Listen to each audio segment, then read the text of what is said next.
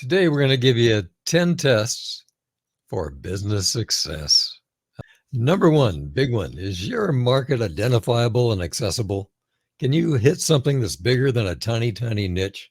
Because if you can't, investors aren't going to be very interested, and your plan probably won't be very expansive.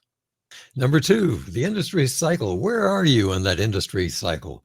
If you're late, it doesn't much matter. There's probably a lot of other competition.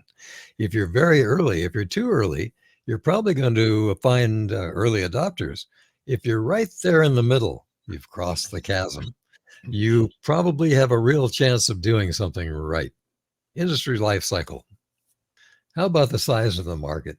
How large is that total market? But I like to think of TAM, SAM, SOM, total available market, serviceable available market, and serviceable obtainable market. What can your company reach to obtain with whatever resources it needs to do it? And if you can figure that market to be, pick a number, 50 million, and you want to have 25 million of the 50, can you get 50%? Big question, and one that we investors would like to ask. Because if you're a tiny market, like I happen to be a bicycle shop on the main street of town, and therefore I can take 100% of that market with no competition, that's not interesting to us. So the next question is, can you dominate that market?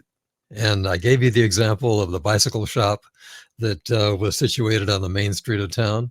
Well, sure, you might be able to dominate that market. So that's the question we've got to ask the potential company, as if we're investors looking at you as a candidate to invest. Can you dominate that market? Number five kind of relates to this. Have you been able to create barriers to entry? Or on the other side, are you a me too? If you've created good enough barriers to entry, that's a great thing for a business plan. And just prove it. Make sure that other people can't copy your idea, or at least do something that parallels your idea. And this is one that I think is important. Are your margins enough to be able to sustain and grow this business?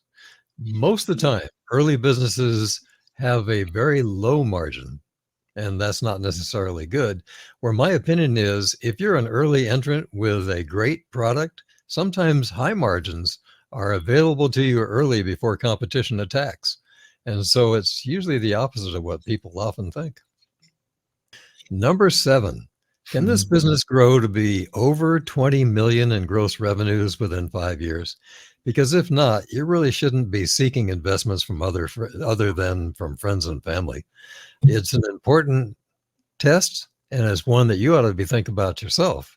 Correct. Number eight, and here's one we all have to concentrate on.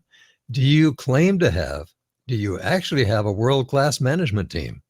Because if you do, that management team will help you when almost always you need to pivot off of the original business plan. And number two, the management team needs to be broad enough to have somebody in marketing, somebody in technology, somebody in general management. If it's a product, inventory management, perhaps, just so many ways in which that management team can make this business fail if not broad enough. Number nine, do you have a compelling product? Did your idea that you described when you first started this business translate into a compelling product? Some ideas just can't be made into a product at a reasonable enough price to attract customers. And that's a question that we have to be able to ask sometimes by going to the market with a wireframe or any kind of a prototype that would give us some kind of response. Do we have a compelling product?